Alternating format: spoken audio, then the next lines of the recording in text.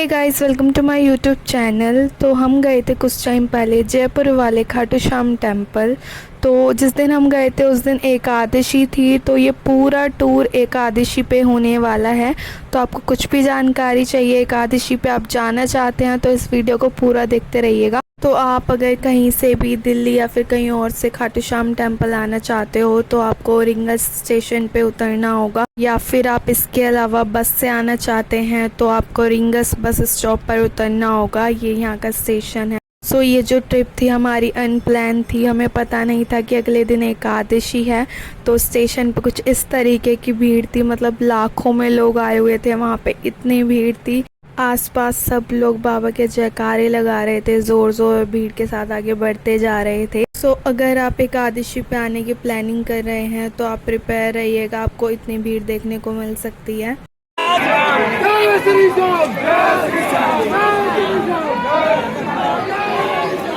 अगर आप अपनी मान्यता अनुसार स्टेशन से मंदिर तक झंडे लेके जाना चाहते हो तो स्टेशन के बाहर ऐसे बहुत सी शॉप्स मिल जाएंगे जहाँ आपको झंडे मिल जाएंगे। आपको छोटे से लेकर बड़े झंडे तक हर तरीके के झंडे यहाँ पे मिल जाएंगे रिजनेबल प्राइस में।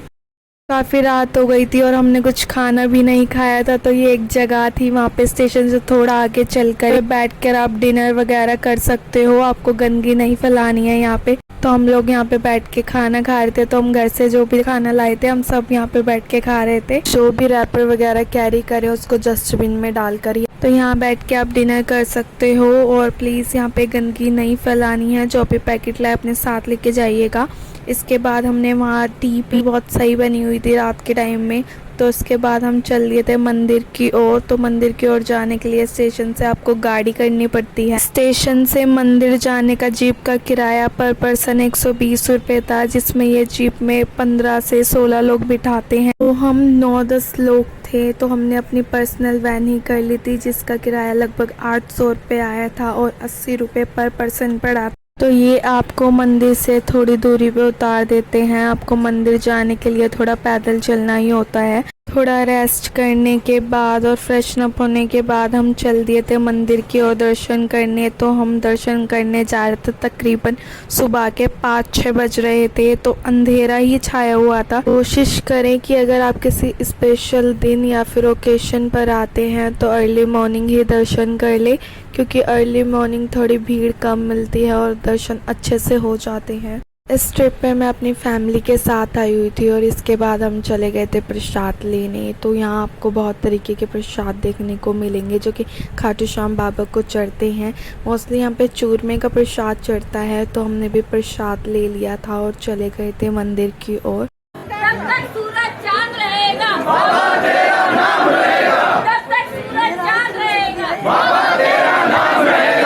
तो यहाँ पे बड़ा सा श्याम मंदिर लिखा हुआ था और ये आउटिंग गेट है। जब आप दर्शन करके बाहर आते हैं तो इसी गेट से बाहर आते हैं। तो फिर इसके बाद हम लग गए थे लाइन में, और लाइन भी काफ़ी बड़ी थी, जो कि बहुत सही मैनेजमेंट कर रखा है यहाँ का कि लाइन से कोई बाहर भी ना निकले और लाइन तोड़े भी ना।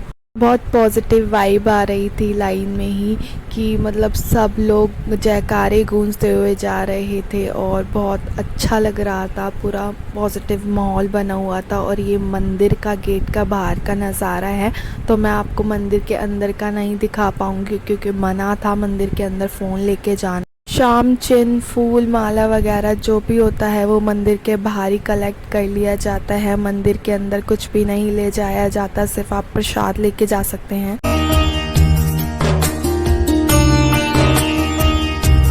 पाँच मिनट के अंदर ही आपके अंदर दर्शन हो जाते हैं, जो कि बहुत मोहक दर्शन होते हैं। वैसे हम कितना कुछ सोचते हैं ना कि बाबा से ये कहेंगे वो कहेंगे, पर उनकी एक झलक देखते ही सब भूल जाते हैं। मानो कि कुछ कहने की ज़रूरत ही नहीं है, जैसे उसने बिन कुछ कहे सब कुछ सुन लिया हो और अपनी मोहित छवि से सब कुछ दूर कर दिया हो। एक दिन पहले मेरा कोई प्लान नहीं था, पर वो कहते हैं ना, उसकी मर्ज़ी ना हो तो कोई पत्ता भी ना हिले, और अगर वो चाहे तो कोई रोके से ना रुके। तो बस मेरे साथ भी कुछ ऐसा ही हुआ था। मेरा कोई प्लान नहीं था एक दिन पहले, पर हम गए और हमें पता चला कि अगले दिन जिस दिन हम दर्शन करेंगे उस दिन एकादशी है, तो इससे बढ़िया क्या हो सकता था। ऊपर से वहाँ पे मौसम इतना अच्छा था, मतलब पूरी रात बारिश, पूरे दिन बारिश हो रही थी और मतलब पानी भी भर गया था। और ये हमारी टेरेस का व्यू था, मतलब यहाँ से दूर के माउंटेन्स भी दिख रहे थे। हो सकता है कि आपको कैमरे में ना दिखे, पर बहुत सुंदर था सब कुछ। तो इसके बाद हम जाने लगे थे शाम कुंड के दर्शन करने के लिए।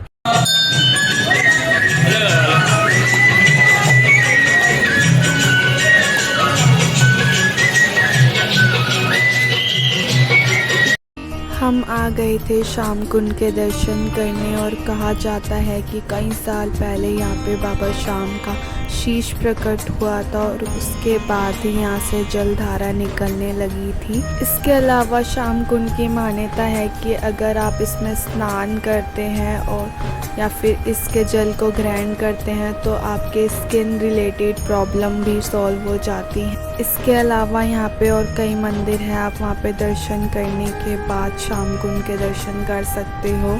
तो यहाँ से आपको नीचे जाना होता है शाम कुंड के दर्शन करने के लिए। तो यहाँ पे आप चलते हुए डुबकी वगैरह लगा सकते हो, तो यहाँ पे रुकना नहीं होता या फिर आपको ज़्यादा टाइम नहीं बिताना होता। तो आप जल्दी जल्दी करते हैं क्योंकि काफ़ी भीड़ होती है और छोटा सा एरिया है।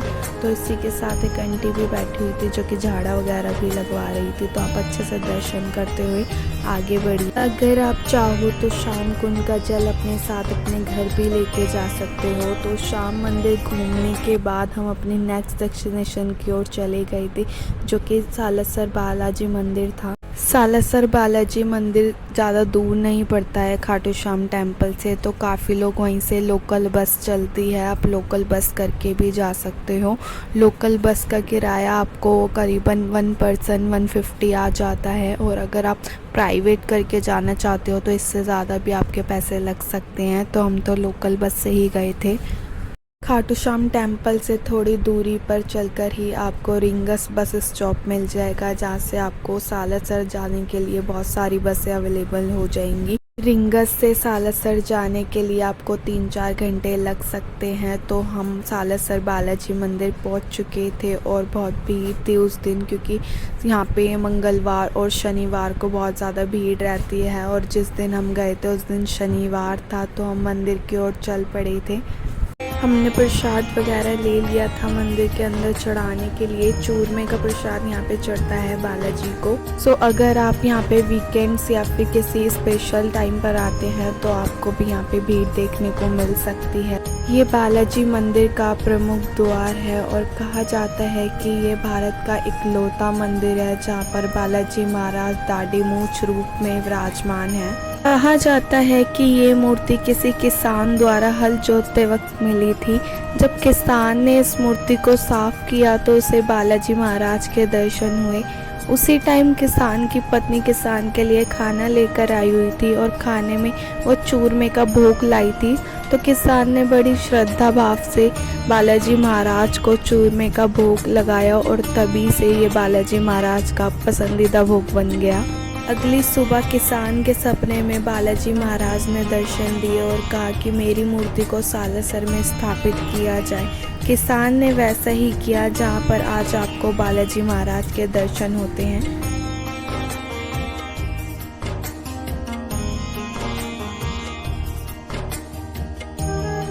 तो उसके बाद हम भी लग गए थे लाइन में बालाजी महाराज के दर्शन करने के लिए, और भक्त काफ़ी उत्साह से बालाजी महाराज के जयकारे भी लगा रहे थे।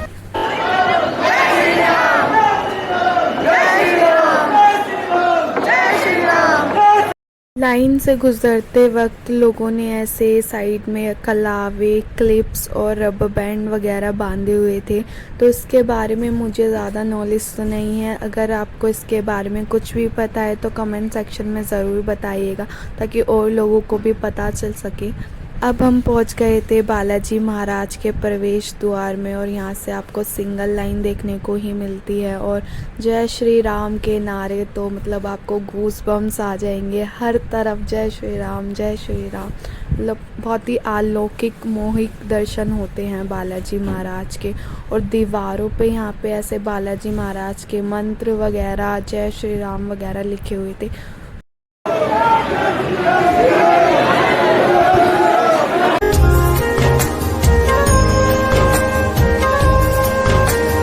दर्शन करने के बाद मुझे कैसा फ़ील हो रहा था वो मैं वर्ड्स में एक्सप्लेन नहीं कर सकती थी। मतलब मैं तो यही कहूँगी कि आपको एक ना एक बार ज़रूर आना चाहिए यहाँ पे दर्शन करने के लिए।